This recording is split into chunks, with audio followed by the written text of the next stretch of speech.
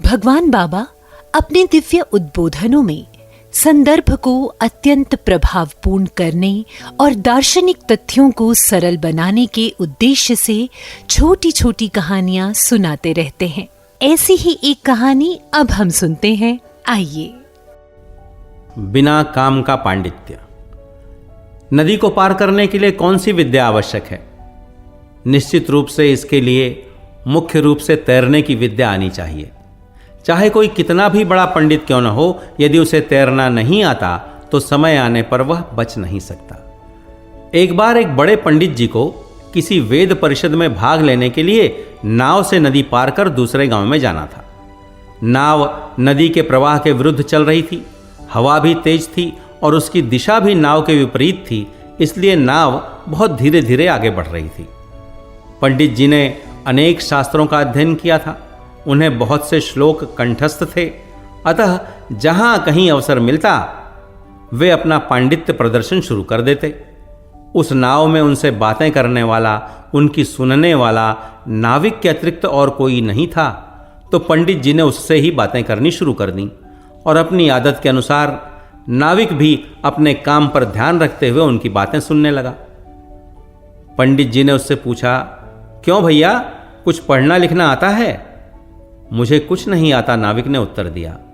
अरे पगले, आजकल पढ़ने के लिए कितने साधन हैं, जगह जगह पर स्कूल हैं और छोटे छोटे बच्चे तक पढ़ते हैं। तुम्हें थोड़ा सा अक्षर ज्ञान तो अवश्य प्राप्त करना चाहिए।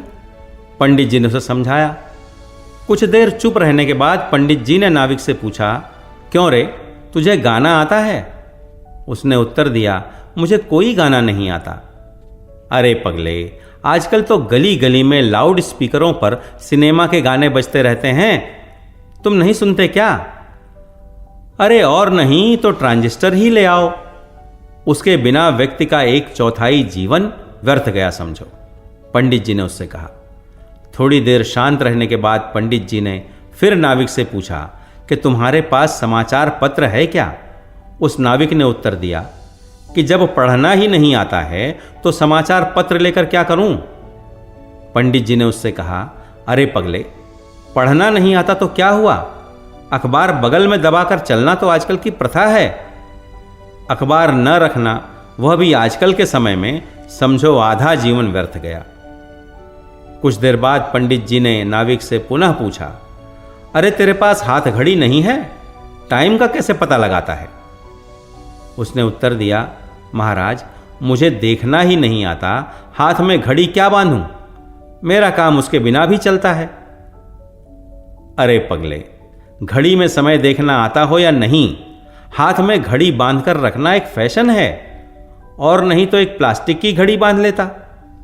घड़ी भी नहीं रखता तो समझ ले तेरा 3/4 जीवन व्यर्थ गया, पंडित जी ने उसे धिक्कारते हुए कहा। इतने में हवा अधिक तेजी से चलने लगी, नाव बड़ी हिलने डुलने लगी, पानी बरसने लगा, नाव में पानी भर गया और वह डूबने लगी। नाविक का नाव पर कोई नियंत्रण नहीं रहा। तब नाविक ने पंडित जी से पूछा, पंडित जी, क्या आपको तैरना आता है? पंडित जी ने कहा, नहीं। तब नाविक ने उन पंडित जी से कहा, फिर तो आपका सारा जीवन व्यर्थ गया। नाव डूबी तो नाविक तैरकर नदी के पार चला गया, किंतु पंडित जी डूब गए। बताओ क्या सीखे? नदी को पार करने के लिए तैरना आना मुख्य बात है। इसके लिए इतिहास, भूगोल, बॉटनी या साइंस के ज्ञान की आवश्यकता नहीं है। इसी प्रकार संसार को पार करने के लिए आत्मनिग्रह और आत्मज्ञान आवश्यक है। नित्यानित्य का विवेक करने की शक्ति आवश्यक है। इसके बिना मानव का जीवन व्यर्थ है।